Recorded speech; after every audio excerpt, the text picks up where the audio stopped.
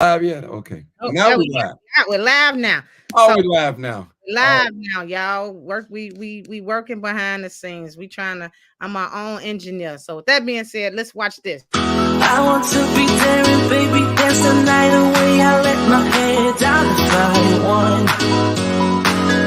Don't you just get tired chasing fame and being. The following program contains views that are not those of WVTC, iNetworks Communications, their subsidiaries, affiliates, or financial supporters. Thank you guys for tuning in to Real Men, Real Talk. I have created a space to talk to Black men.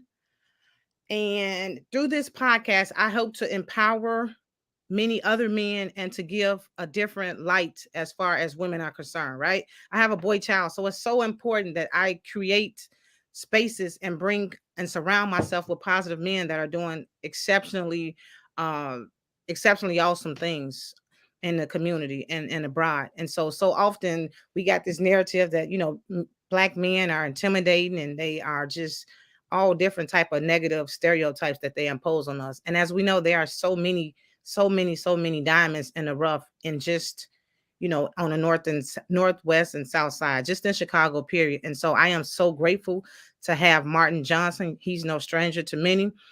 He goes by the name of Crime Chasers. You guys have seen him on social media, bringing us crime way before the news get it. And so for the most part, when I'm starting my day, I go to Martin's page to see what's to come, what's happening, just so I know, because to be informed is to be educated. And so, with that being said, Martin, could you give us a little bit about who you are and why you do what you do? all right. My name is Martin G. Johnson, aka the Crime Chaser. Now, live, uncut, unedited podcast too as well. I am a father of 5 children. I have four daughters and one boy. All of them grown with the exception of one. Also, I'm a 5-time grandfather as well. And Congratulations. also, I will consider myself a person in the community that works and serve the community. Absolutely. I chase crime. And well, you said, well, Martin, why you chase crime? You're supposed to avoid crime, but I report crime. That's what it is. I report crime. I'm not a crime stopper. People call me crime stopper, but I don't stop crime. I just report it on what I know on facts. Now, sometimes I don't get it always right, but I try to be as accurate as possible when I report a crime. And I've been doing this for the last 6 to 7 years. I've never been shot at. I've never been beat up, never been touched. I'm always keep my integrity. I don't show dead bodies. I'm not chasing clout. I build my name. I build my brand. There are others out here that emulate me. Hey, that's okay. That's okay. But I just want the people to know who is the original crime chaser, who brought it here. And I am the one that brought it here. That's a little bit about me. And I'm glad you said that, Martin, because the question I was going to ask you is what makes you stand alone from all the other people that report crime? And so the fact that you may mention that you don't expose bodies and don't show faces is awesome, because as we know, if something happens, no one wants to see their loved ones on film or on social media. Right. Well, you know what? When I'm filming, Cynthia, I considered that, okay, if I was a parent and had a loved one down the ground, what would I do? So I challenged myself. So, I mean, it's kind of hardening just to go on social media and you hear about your loved one being shot. Now, that could be like a double-edged sword. It could be good and it can be bad. Good at the point that you know what's going on and happen. Bad to the point if I'm out there showing them bloody pictures and bloody scenes and all that. That image probably it would stick with the family.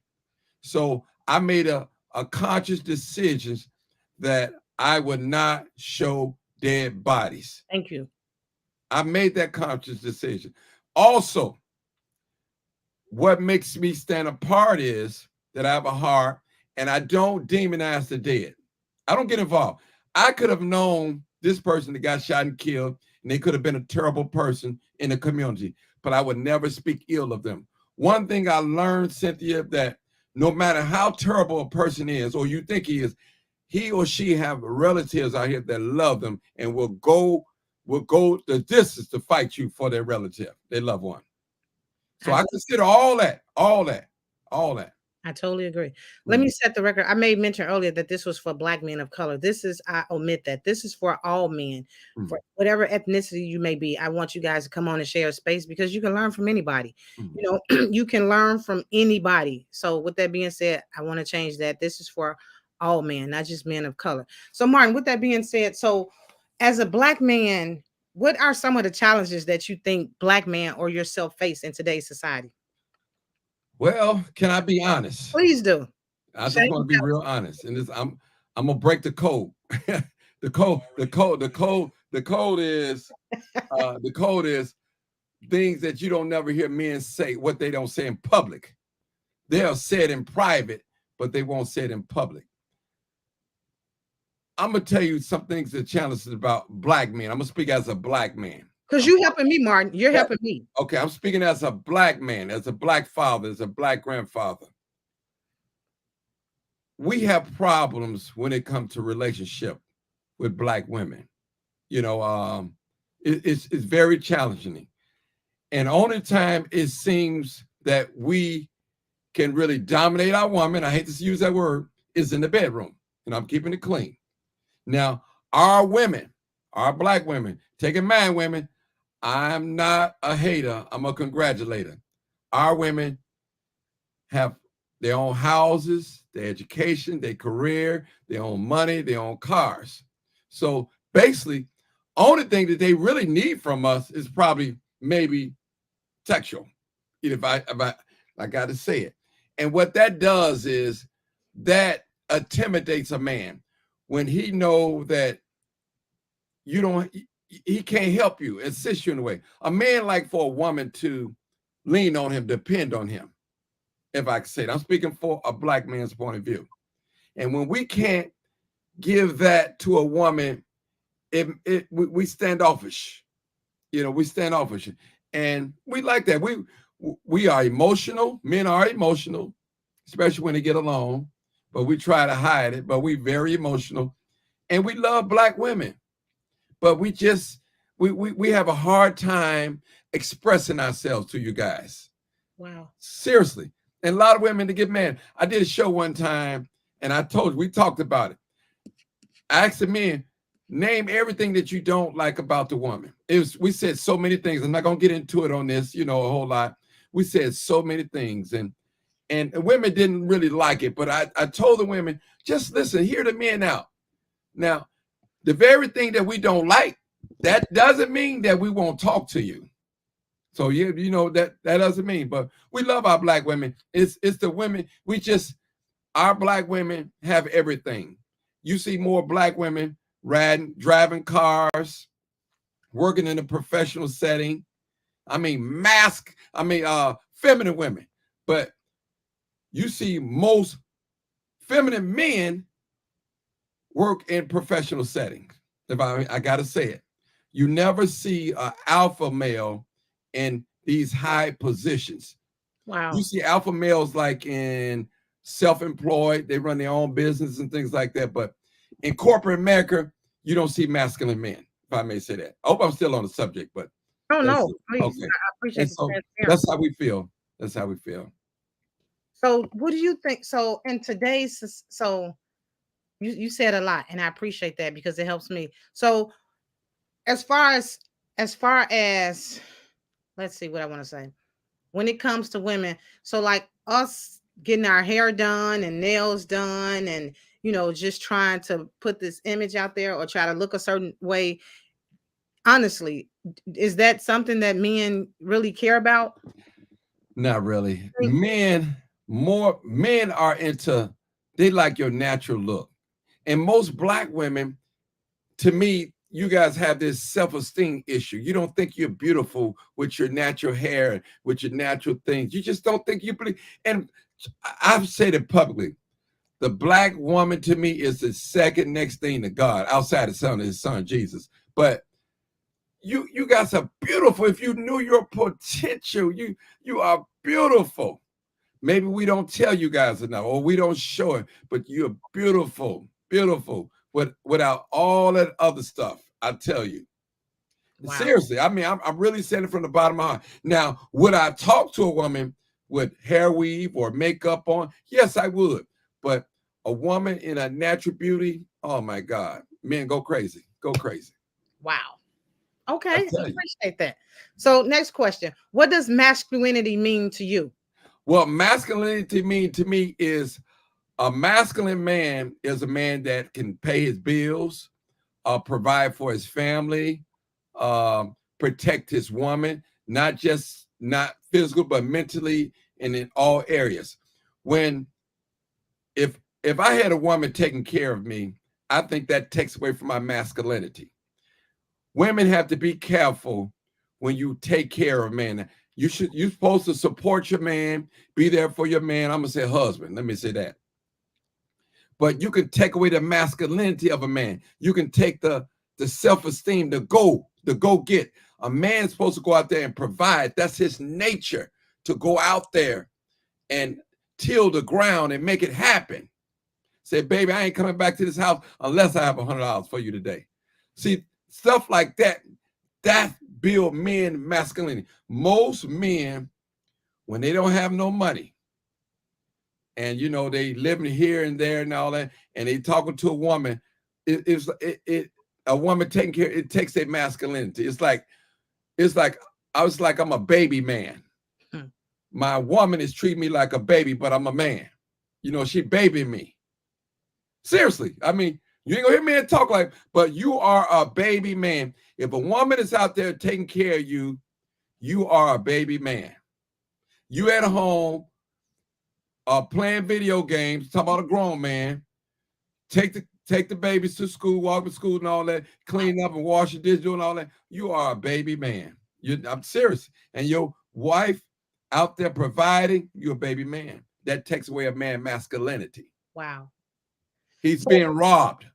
So, Martin, with that being said, the image of men are starting to change. And I say that because now I see men, people wear what they want to wear, they do what they want to wear. I'm just telling you what I see. I know where you're going. Men, you know, they're wearing leggings, really tight pants, Martin. They're wearing purses and they getting their nails painted a color. Nothing wrong being a metro. I mean, they getting their nails painted red, black, green. They got the purse on, and they got the little small shoes on. They got the tight pants, and from afar, you can't tell if it's a man or a woman. And it's vice versa. Well, it's what you call role reversal. This society is pushing that agenda. It's pushing it. It's normalizing that agenda. And our men, the music is pushing it.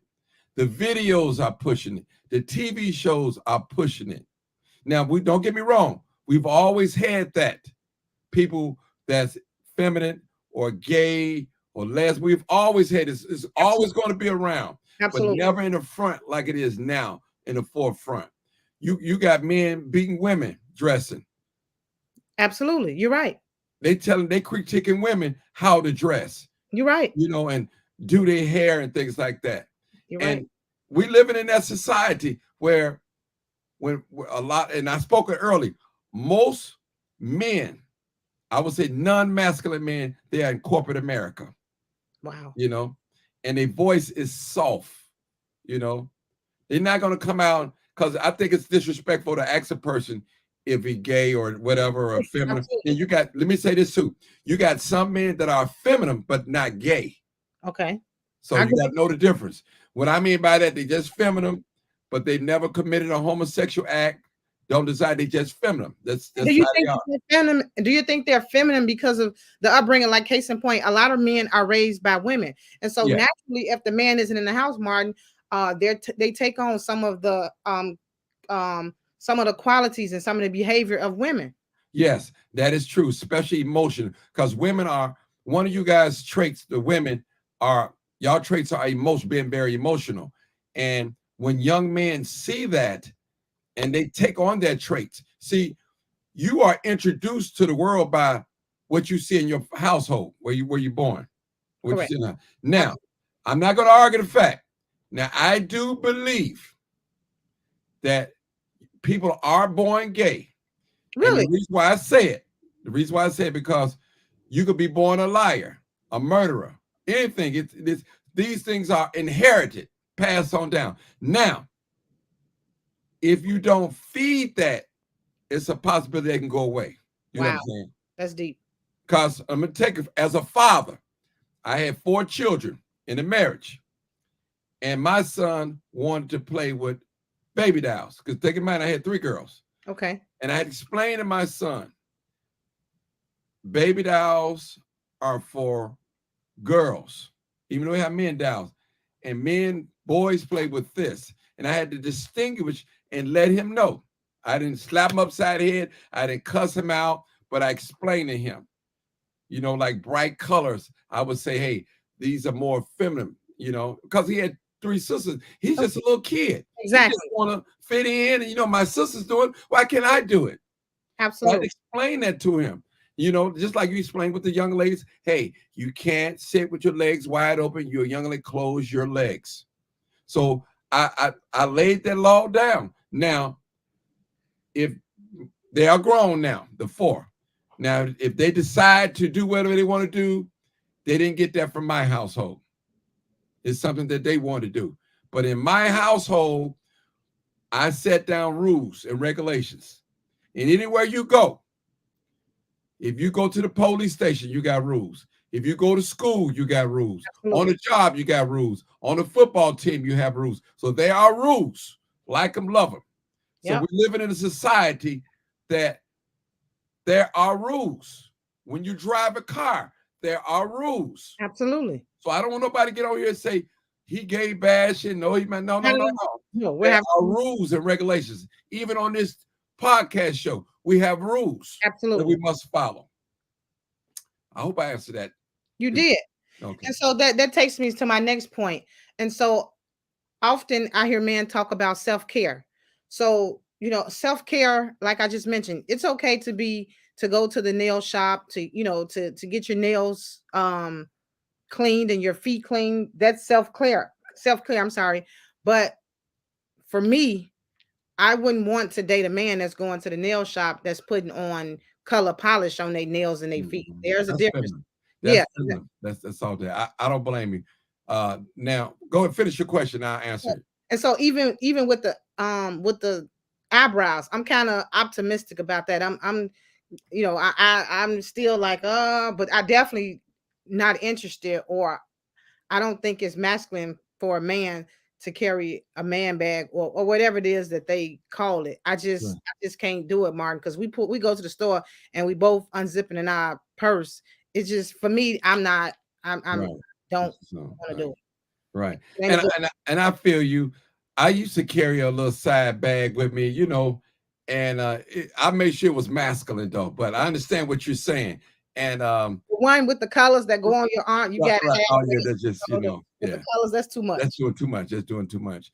And so what I've noticed in our community, when I say our community, the Black community, I've noticed from my participation, observation, that the male and the female is like in competition with each other. Who can make the most money? Who have the most power? Who can dress the best? Now, I see a lot of couples like that, and that's not cool at all. That's not cool. And should no man, I'm going to say it, a masculine man should not be getting colored nails on their fingernails. You're sending out an image. That's not a masculine trait at all. And I understand you, sister. I understand that. And I'm entitled to how I feel, in my opinion. Yes, you are. Yes, you are. And it's real. And see, we don't want society to tell us it's okay if you feel like it, just do it, be free. Exactly. No. A male is different from a female. You have female traits and you have male traits. Now, do I believe a woman can be masculine? Yes, in certain situations.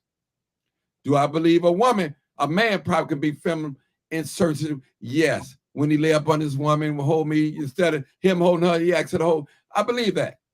So I believe that. So what I'm saying today, and I said unapologetically, any masculine man out there would not be wearing colored fingernails and things like that.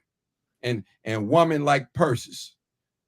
And I'm a firm believer that every man and every woman know their appetite at the end of the day. Absolutely. They know their truth, as the world say. You like know your truth. No matter what, you know your truth. I like that. So, Martin, what do you think? So we understand and we know that the majority of the mental health clinics has been closed down by whomever closed them down. And so now we have people out here trying to find their way, people that need to be medicated, people out here just doing any and everything. What does that look like for Black men of color? How do you think that what do you think men can do, or do you feel like men deal with mental health in the way that they should? Well, you know what? Personally, I'm from the old school, and the old school people like, well, we take it to Jesus and pray about it, and God is my counselor and all, But I do believe in medical science, so I want to say that, whatever works for you. Mental health facilities are needed. I agree. Very needed. Trust me. And any one of us, Cynthia, can have a breakdown. Absolutely. And we can go I call it a dark place in our lives where we want to be. I don't like to say that word, start with an S. You know what I'm saying? Yep. Right. And it can happen to any one of us. And sometimes when we get to that space, if we ever get to that space, you might not want to pray. You might not want to be able to pick up a telephone. Wow. Somebody come in and identify that you're in a crisis and they get you some help, some mental help. And sometimes it is needed. Mental health is definitely needed. Now, when it comes to medication, I don't believe that medication heals the mental illness. It calms the person down. Okay. It calms them down where they won't be hyper and be probably violent, if I may say, use that. So I don't think the medicine is a cure for mental illness. I agree. I don't believe that. So, what I call it. It's a temporary fix. It's a temporary fix. Yep. And after a while, you could take something for so long it don't work anymore. Exactly. Yep. You need a stronger dose. Yep. I agree. I'm not against mental health. And we Black men, we suffer for oppression. Wow. Racism. Yes. All these things. It hurts a Black man, a real man, a masculine man, when he cannot provide for his family, Sam. Wow. I believe that. It hurts. Now, let me say this. Now, you do have some men that can make a baby and walk away. Wow. And one of the reasons is, depending on the situation, if you got with a person and you guys didn't establish a relationship before sex, it can happen. So it can happen. And most men that bond with their children in childbirth love their children, don't want to have a relationship with their children, their child. So it's very important. If there are any men out there listening to me, bond with your sons and daughters. It gives you extra strength. Cynthia, I'll tell you a secret. When I used to get in my low periods in my life and go through some things, I would grab my children, I would hug them. Wow. And that will give me inspiration more to say, hey, Martin, you have to be strong because they are depending on you. Absolutely. And so that's what keeps me strong. When I look at my children, I just sit back and look, I said, man, that's my seed. That's my seed. Now, are there some things that I could have done better? Yes. Yes. Did I make some mistakes raising my children? Yes, I made some mistakes. Of course. But it's done. I did the best that I could, when I could, while I could. And one thing my children could never say, that I never sweared at them. I never cussed at them. I loved them with all my heart. I loved them. I protected them with my life. I love it. So with that said, Martin, so I talked to a lot of different men, and the stories that they tell me, like I got one friend, he's so angry, right?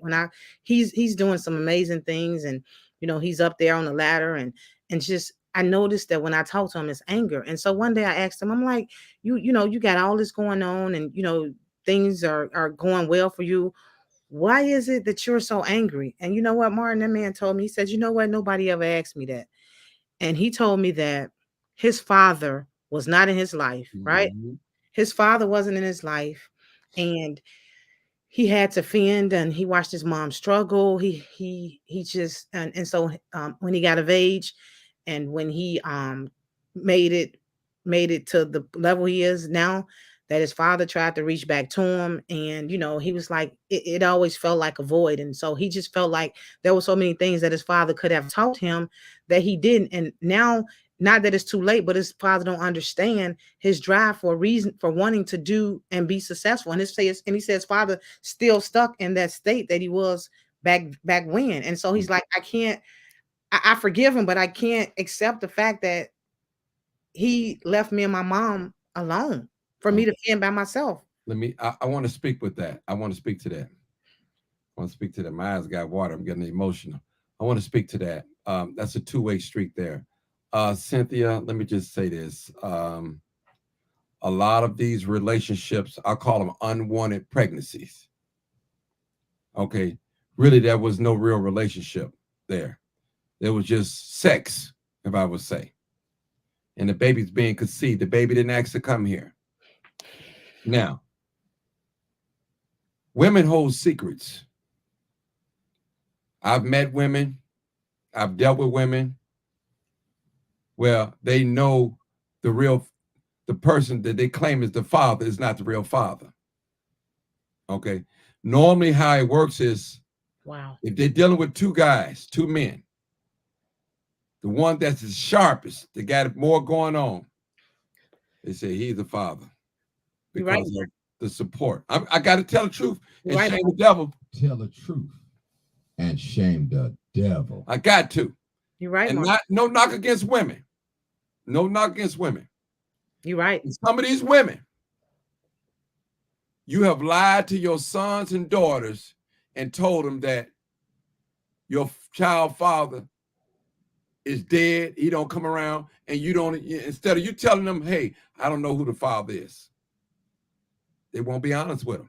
And I'm glad you brought this up, Martin, because I didn't think about this at the time. See, it's two-way street. When my father died, I was in my 40s. And my father, I lived in the house with my father, all mother and father. My father never told me that he loved me. I'm going to say this too. I can't even recall in my mind ever my father holding me, hugging me. And I asked my father on his dying bed, I said, oh man, I call him Pops sometimes. I said, why you never tell me you love me? And I could see the picture clear day, like in my mind, and his shoulders just went up like this. Wow. So that's enough to go on life with a chip on my shoulder. Now, financially, my father, for 8th grade, my father never went to my graduation, 8th grade graduation. He never went to my high school graduation. He paid for my prom and all. He did everything monetary, but the bond wasn't there. Now, the only thing that I got from my father was how to be a street person. You know what I'm talking about. I ain't gonna go there. Now, he did teach me that side. So I'm saying to the parents out there that demonizing the father out there, and you were wrong. Wow. You're wrong. Instead of you telling them, hey, I messed up. I was out there being managed. And I really can't tell you who your real father is. They won't do that. So you have your sons and your daughters walking around with a chip on their shoulder. You're right. When they finally meet their father and find out who the real father, now they got attitude in life. You're right. And it affects everything, relationships, everything. Cynthia, I've been in a case like that. Well, the young lady said, well, hey, you're not the father. I knew I was the father. Then it come 11 years later. Now you are the father. Don't you know I missed all that time? Wow. Wow. That's no good feeling. I don't want Wow. A child of mine, my seed, not knowing who I am. Don't want that. That's hurting feeling. That's the type of person I am. I'm a masculine man. I'm a family man. I love my seed. Wow. So it's a two-way street, Cynthia. So you parents out there, you need to tell your sons and daughters the truth. Some of y'all really don't know who the father is.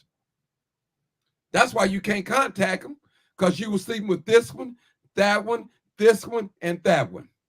And you was too embarrassed. Wow. To get a blood test. Wow. You hid the pregnancy because you know you gave the man the impression that he was the only one. In reality, he wasn't the only one. So you saying in your mind, well, I told him I was the only one. I didn't want to let him know I was cheating on him. But I really need to know if he's really my son's father. So these are secrets that women carry to the grave with them. And then it affects the child. The child walk around here with an attitude at life, at men.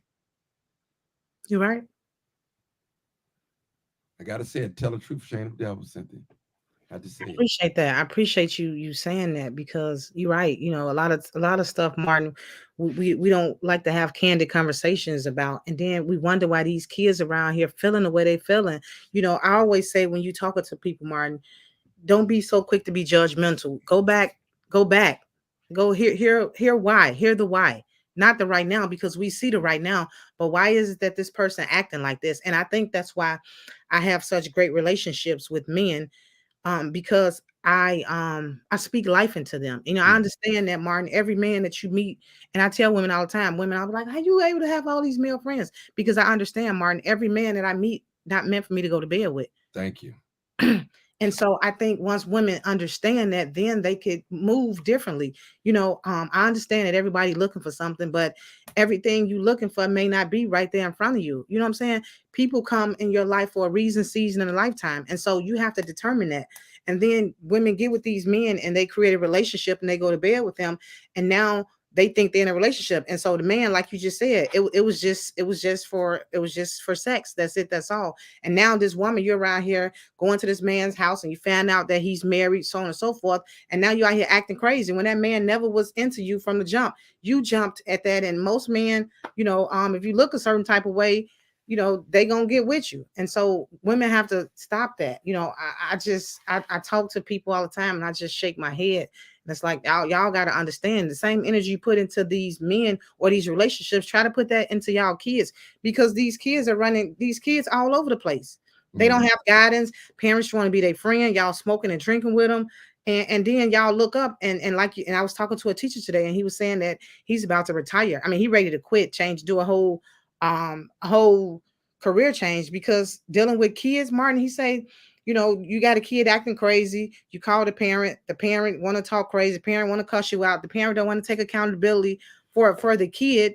And it's like, you know, now you got this kid, they want to do this and they want to do that. And they don't have the space or the time to deal with this one kid when they got 15 kids. So now this one kid acting out, Martin, now you got 4 kids in the classroom. So what do? You know, they can't put the kid out, because if you put the kid out, now the schools lose money for that individual kid. And so that's why you don't really hear about kids getting suspended, is what I'm told from people that work in CPS. And it's crazy. And everything is about money. And these kids they all over the place. Well, I want to say this too. They got some type of statistic out here that if your son or daughter, most men can't read at 4th grade, they base that on how to build prisons, how many prisons they should build. And that's real talk. Have you ever heard the term used, school to prison to pipeline? Yes. That's real. That is real. Wow. And you have our young men out here that's raising themselves. Absolutely. Yep. And they have weapons and they're not afraid to use them. That's true. They're not being monitored. I've always say, Cynthia, any mom out there to listen to me, I'm a grandfather, I'm a father, ex-husband, and listen to me. Instead of buying them everything that you didn't have coming up, You need to teach them everything that you didn't know. Wow. Arm them with the necessary information of life, and it will go a long way with them. Trust me. Because some of us, we grew up rough. We didn't have our own bedroom. We didn't have our own bed, and we had to share shoes and clothes, outfits with our brothers and sisters, and and so on. You hear the story, but we can't take that experience and just spoil our children and don't give them no effort in life to try to work for some things. Give them a task. It's like my daughter, my young daughter, she wanted a cell phone. Her mom called me and, she need a phone and all that. I said, and I want my daughter to have a phone. I said, well, you know what? I don't reward negative behavior. If you got bad grades, I'm not spending my money on no telephone. I love it. That's me as a father. Now, I'm going to give you everything else you need. I don't have to give you no cell phone. Food, clothes, and shelter. You're absolutely right. Give you the bare minimum. That's my duty. And protection. I don't have to give you no cell phone. I don't have to buy you no video game. So my task to my daughter was, you show me your grades without no F's on it, and I'll get you the cell phone. And I did that. I like that. I gave another task. I said, not only that, I want the password. And she agreed. Okay. I like that. No problem. As a father. And guess what? I pay the bill every month faithfully. So at any given time, Cynthia, I can take her phone and go through it. It ain't gonna be no argument. It ain't gonna, this is my phone. You can't tell it my right. No. You remember the deal was. I like that. And I had another deal with her too. Anytime daddy come and pick you up, you have that cell phone with you. How old is she? She's 15 now, 15. So I told her, what if something happened to me in the street and you don't have your cell phone with you? You can't, who are you going to call? You always have to have your cell phone. That's the purpose of me paying your bill. So it's a tool. You have to use it. Now, it's good you do your texting and playing your little game on there, but also it's a tool that you need if something ever happened in the street. You need to call law enforcement. So that's it, Cynthia. I love it. I love it, Martin. I say the same thing. I don't reward bad behavior either. And like you said, we so quick to buy these kids. These kids got oh my goodness. These kids got iPhones. They got everything. And disrespectful, can't spell a name, and just terrible. But a lot of times, one of the rappers or somebody made a song that says, "We buy stuff to cover up what's inside," and it's so true.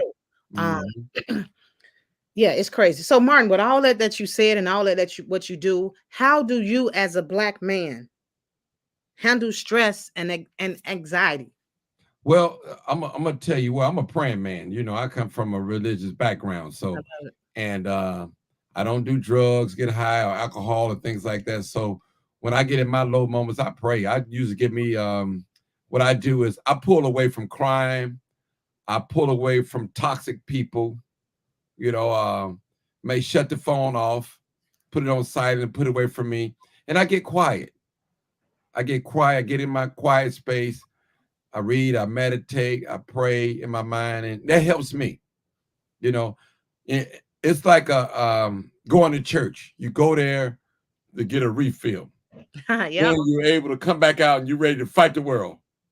So that's what I do. I go get a refill. I get a refill to give me strength, because I do have those moments where I don't feel well. Things are not going the way I want them to go. I don't, and one thing about me, Cent, I don't like to take my things that happen to me on other people that didn't do anything to me. Thank you. That's me. So if I'm having a bad day, Cynthia, I do my best not to make it spill over on you or the person, whoever around me. I like that. And I'll tell them, I say, you know what? I'm going through some things right now. Can I call you back? Or I need this little space. I don't want to lash out on you, but let me get myself together. So because I don't want to say nothing. I don't want to say nothing that I'm going to regret. So that's what I do. I humble myself and I pray. That's what works for me. Wow. Now, another man, he might go to the casino. He might smoke some marijuana or drink alcohol or whatever, or sex, whatever. Mine's is getting quiet and pray and meditate. That's what helped me, Sam. I love it. I love it. I love it. So, what is it, or how do you think we as people are navigating relationships in today's society? Well, the communication is lacking there. Okay. It's coming between the male and the female, the black woman and the black man. We're more so in competition. You know, we live in a society where it promotes the black woman ahead of the black man. Like, again, it's the woman that's educated. It's the woman that has a career. It's the woman that have a nice car. And there's nothing wrong with these things. But when these things come, you have to remember you're still a woman. You have to know your role as a woman to the man. So most women have the attitude, why should I take a back seat? I'm paying all my bills. I got everything going. I don't need to take no back seat to no man. I need a man for one thing only. You hear the conversation out there. Absolutely. You hear it out there. And that's a terrible thing. And any woman out there that talk like that, I guarantee you don't have no husband. And you're not marriage material at all. And I said that. Trust me. And I'm going to tell you, I'm a man. When I see a half-naked woman, it's pleasure to the eyes. And I know I'm not taking her home to meet mama. Now you talking. I'm just telling the truth. Well, you said, well, Martin, this is America. I can wear anything. Yes, you can wear anything. And I can look at anything I want to. And it's not a crime. I can stare. It's not a crime. You can call the police. He's staring at me. There's no crime in that. So I always say, if you seeking a lot of attention, you're going to get what you ask for. You speaking now, Martin. You're going to get exactly what you ask for. Good girls do not dress like bad girls, and bad girls don't dress like good girls. I'm trying to keep the conversation clean. I like that. So what you put out there, what type of energy you put out there, you're going to get that. You're going to get it. Well, you say, well, Martin, I don't need no husband. I just need a man, one man. That's you. That's you. But when a man see a half-naked woman, his mind begin to wander like a playground. It's like a kid looking at a sliding board in the sandbox like, oh, Ma, I want to go over there and play. And when he get done playing, he dusts himself off and, he go on and find another playground. Wow. So I'm using the same thing with a woman. If you want respect, if you want a man to respect you, dress so he can respect you. Wow. He see your beauty. He know how beautiful you are. He know you got a nice shape.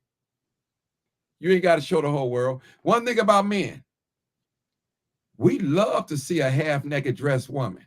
But guess what? We don't want our mothers dressing like that. We don't want our daughters dressed like that, our aunties and our grandma. We don't want them dressed, or even our woman. I got to tell the truth. Now, I know I sound like a hypocrite, but I'm just telling the truth. No, it makes sense, Martin. It's a pleasure to the eyes. But we know in the back of our mind, we ain't going to marry you. You're just an arm piece. Wow. You're not marriage material. Wow. So, Martin, what brings me to my second point. So with that, so what qualities in a woman for you would you say is marriage material outside of the beauty, outside of the visual? Number one, the Bible said a woman that feared God is to be praised. That's number one. Fear God. And the reason why I say that's number one quality is because even if you in a relationship with a woman, we just say a God-fearing woman, and she catch you up in adultery, whatever, she's still going to have her morals. Like, you know what? Even though my husband went outside the marriage, I love God so much, I'm going to respect my body. I'm hurt. I'm crying. I can't believe he did me like that. Or vice versa, So that's number one, what I respect.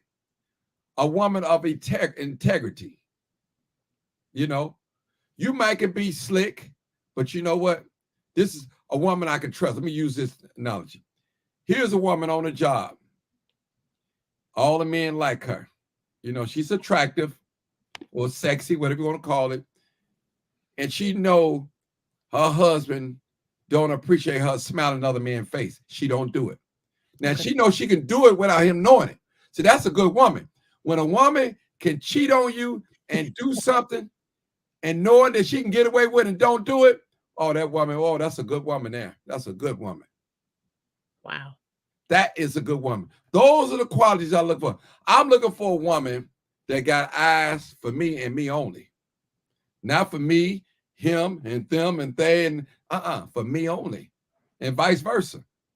I'm not asking for any woman to treat me a special way that I don't treat her.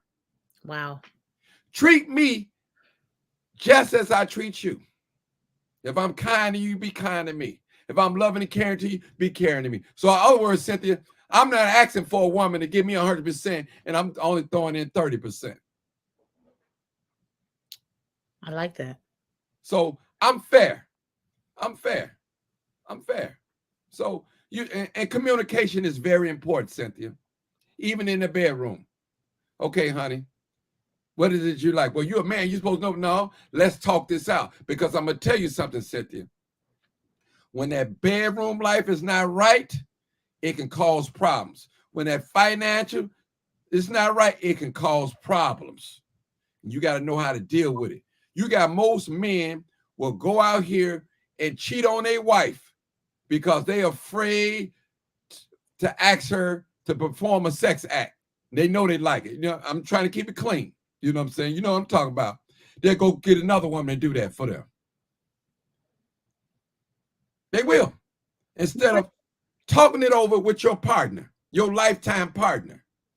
You're taking a risk going outside, sleeping with another woman, Wow. and coming back in. You're taking a risk. Wow. What does a friend look like to you, Martin? A real friend. A friend is a person that it could be male or female. I got female friends I've never slept with. I'm at that point in age. I'm 55 years old, and I always said publicly, I got sense enough to know that every woman that admired Martin Johnson for the work that he do in the community don't want to go to bed with me. I know that. As a matter of fact, I got a mindset. I barely can handle one. I don't need two or three. You know what I'm saying? So that's it. That's a friend to me. And we have to have our boundary. Now, some of us are attracted to our friends. So with that being said, that we don't need to be alone. We don't need to be in these spaces, you know, dark room and, you know, that's not good. That's not good. Now, there's nothing wrong with being attracted to your friend because that's natural. That's how we are. But we know that we're not going there. We don't have that type of relationship. We don't want to. And it's an old saying, Cynthia, if you don't start nothing, you don't have to worry about stopping it. I like that. Seriously.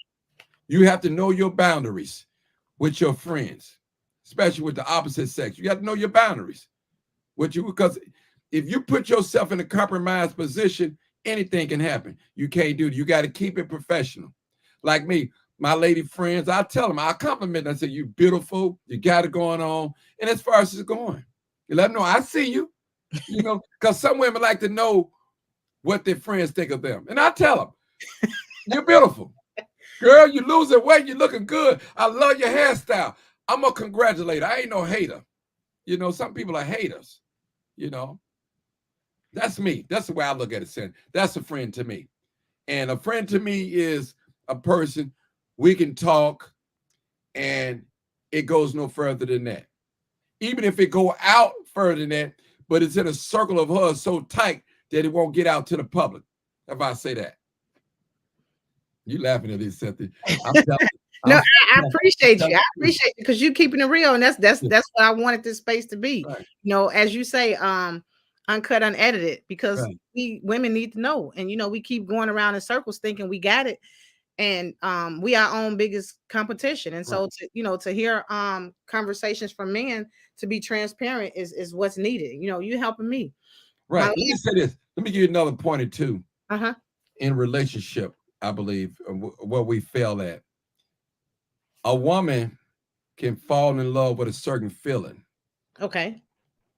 And if you're a woman out there, that's selfish when it's just all about you. You have to bring more than sex to the table. Porno style sex, whatever. Come on now. Let me just be honest with the women out there. If you got a lustful man, I don't care if you cook, clean, whatever, you know what I'm trying to say. You can do it perfect. Don't cheat. But if that man got a lustful spirit in his heart, you cannot satisfy that man. I agree. You can't satisfy him. I agree. You said, well, Martin, I take care of his children. I clean. I come home every night. I don't go out. I stop drinking. If the man is lustful, there's nothing you can do. It's almost like you could take a glass or a cup with a bottomless, with no bottom on it, and keep pouring water on it. It'll never fill that cup up. I'm telling you, ladies, and I'm going to give you another pointer. If you meet a man that never made a commitment in life, only commitment in life that he ever made was finishing 8th grade. And his parents made him do that. If he didn't finish high school, or he didn't go back get a GED, or he didn't go get a trade, or stay on a job more than 2 or 3 years, or he didn't go to the military. Now, those are commitments. Those showing you that that particular man can make a commitment. But all he ever committed to is selling dope, shooting, fighting, killing, and all that, going to jail. That's not the one you want. I'm being honest with you. You're right. Being honest with you. People change. So take it from me. He don't have to be this highly educated man, but he had to show that he have made a commitment in life. Hey, I was in this relationship for 4 years. Hey, I was in this apprenticeship for 3 years. You know, he's showing you some type of commitment to life. So if he's never made no real commitment to nothing that mean anything, he won't be good in a relationship. I agree. Period. So that's a point that I'm giving the ladies and whoever listening. Yeah. 2 more questions for you. Yes. What is your love language? You know, it's 5 love languages. You got to educate me. I don't know. Okay, so there's this book out about this guy that wrote a book called The 5 Love Languages, right? Okay. Well, educate me. Okay, and so I read the book probably 10 years ago, and I live by it because it's so instrumental in today. And once I mention it to you, it'll make sense to you. So there's 5 love languages, and so the one is words of affirmation, which is I love you, like you said with the women. We like for people, I love you. You look beautiful. Da da da. That's one love language. The second love language is acts of service, doing stuff for people. You know, let me, you know, doing stuff for people. Let me, whatever it may be, you do for people.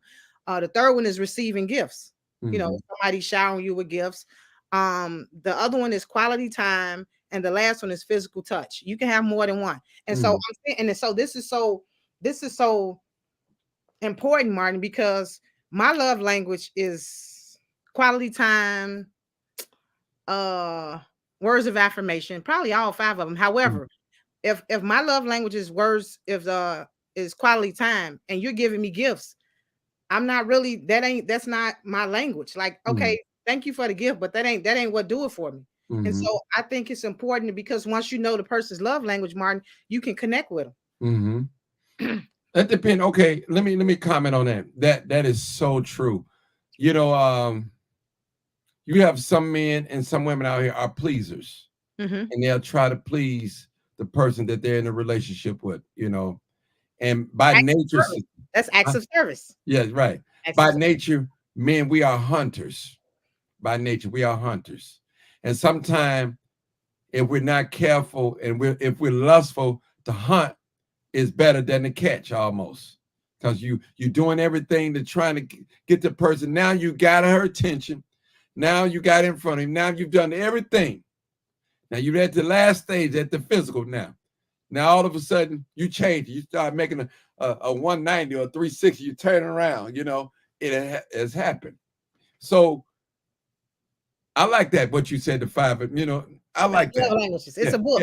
Yeah. And if some women don't want that, though, it's about them. That Cynthia, you got women, they got men that take them to the larger man. You got men that probably gonna pay their cell phone. I mean, there's different. They don't want that touch and all that. They want to be treated like a wifey. but live like a, you know what? That's acts of service. Right. So if you're a woman out there and you're a grown woman, I'm gonna say in your 30s, I'll give you a little leeway, and a man never brought you flowers, you better check yourself, because a real man, a gentleman will bring a woman some flowers. So, and I know it's a lot of women out there that have never received flowers. Well, Martin, he bought me a car, material things. Well, Martin, he helped me, got my lights off. He helped me, but flowers is just something special about that. Even gifts. That's receiving gifts. Yeah, flowers. So which one is yours? Or you can have 2, 3. You can have all 5 of them. All but of mine. When you break it out, when you break things down, everything that goes on with people is the 5 different categories at the end of the day. I'm more so into wooing women. I love to make them happy, and I like to know certain things, because I like to make love before I ever touch them. You know what I'm saying? Let them wonder. I want to, I bless them with gifts, and see, I'm not afraid to lose. Okay, so yours is gifts. Right. I'm not afraid to lose, because I rather invest in you, not touching you. And if I touch you and I find out you're not what I want, then it's a waste of time. So I'd rather lose $200 or $300, $400, $500, blessing you with gifts and all that, and knowing that, hey, she was crazy. If I had a guy with her, she'd have busted my window, key card, my car, man. So you're a giver. Sounds like you're a giver. Yes, I am. I'm a giver. I do that. I don't mind. Listen, when I was married, I paid all the bills. You know what I'm saying? That's me. I'm a provider. I'm going out there and make it happen. I ain't coming back unless I have it. Last question. This is a question that I always hear debate about this. Who comes first, your kids or the wife? Who do you feed first, kids or the wife? Okay, kids. Why? Kids, because they can't fend for themselves. They didn't actually come here. We have to provide for them. And we're adults. We can go a day without eating it too. The children, they don't understand. They can't understand. They don't understand that. They didn't actually come here. It's our duty as an adults, as parents, to provide for them. Now, I'm not going to let no woman bring me a plate before she feed her children. It ain't going to happen. I'm last. Whatever scraps left over, I deal with it. I like that. That's just me as a man. Now, I appreciate her wanting to feed me first, but no. Let's get these babies. I love Somebody it. said, well, you the man, you need strength to go out there and work. I can go 2 or 3 days without eating. We want to make sure these babies are taken care of. I love it. That's how I think.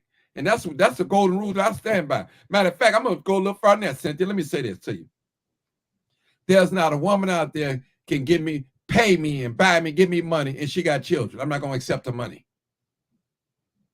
I'm not going to accept, because I feel like I'm taking from her children. Wow.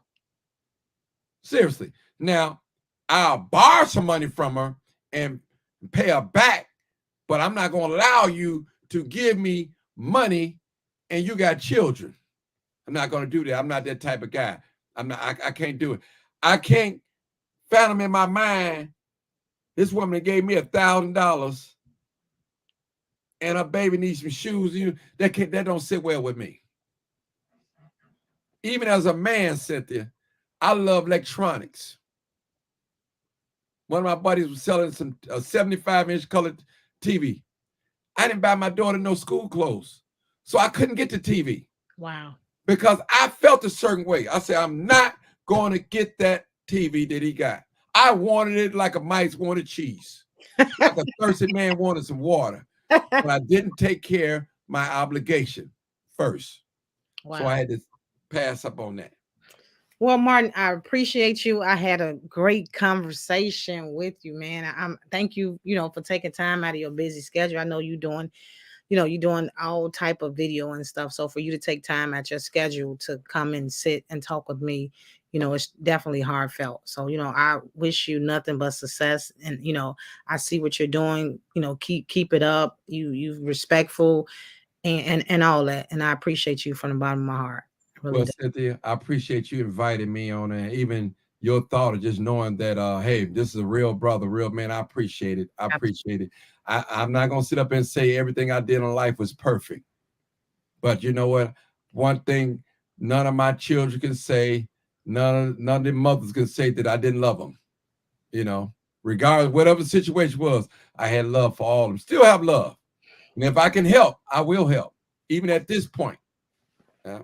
So my mind be racing. So by this being a gospel station network, give me a quote from the Bible or your favorite Bible scripture. Oh man, I got a bunch of them, but you know what? I love this one. No weapon that's formed against me shall prosper. For greater is he that is in me than he that is in the world. I'm more than a conqueror. One can chase 1,000 and two could put 10,000 in flight, and no evil shall come nigh unto me. The Lord is my shepherd, and I shall not want.